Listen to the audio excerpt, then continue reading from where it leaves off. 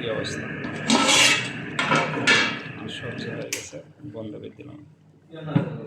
আজকে আজকে হয়ে গেছে, এখন আমি নিয়ে যাবো। আজকে আমি ভেজিটেবল বানাবো। আমি নিচে আছে পুঁইয়ের শাক, আর পুঁইয়ের শাক দিয়ে আপনার মসুরের ডাউল দিয়ে মিক্স করে পাকাবো এটা।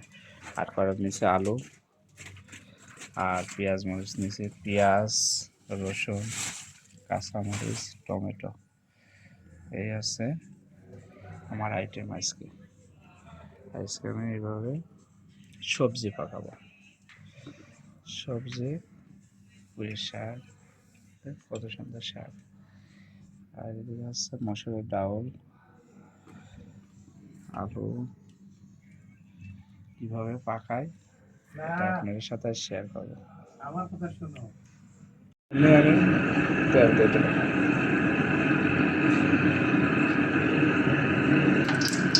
গরম হয়ে গেছে, এখন আমি পেঁয়াজ, কাঁচামরিচ,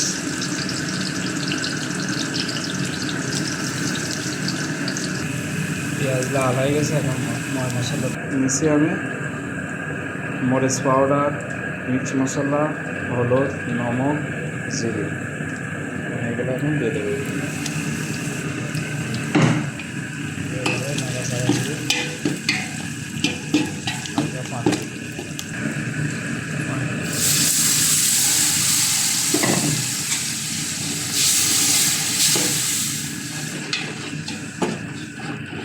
পাঁচ 5 মিনিট মশলাটা কষাবো।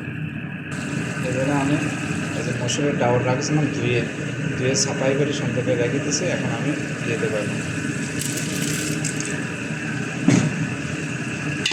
এভাবে এভাবে রেখে দেবো, এভাবে কষাবো। টমেটোগুলো দিয়ে দেবো।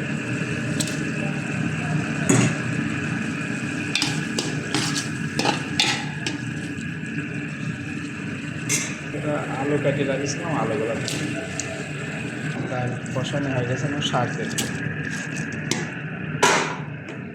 শাক দিয়ে এভাবে নাড়াচাড়া দিয়ে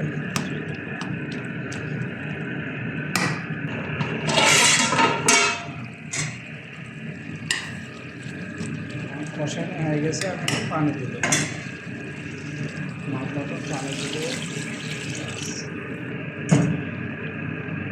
এভাবে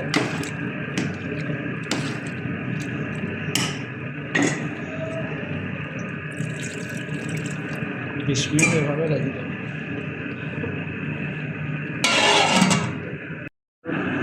সবজি যেন একটু বাগার দেবো, রসুন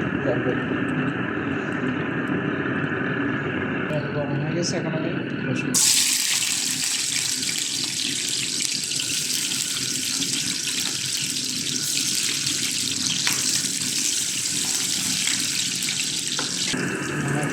লাল হয়ে গেছে। এখন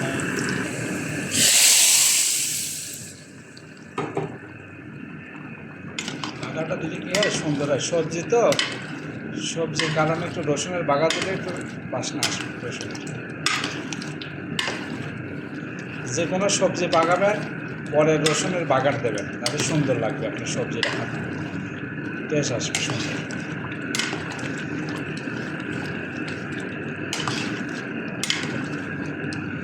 এভাবে 5 মিনিট রেখে হয়ে গেছে। কী অবস্থা? সবজি হয়ে গেছে, বন্ধ করে দিলাম। আজকে হয়ে গেছে, এখন আমি নিয়ে যাবো।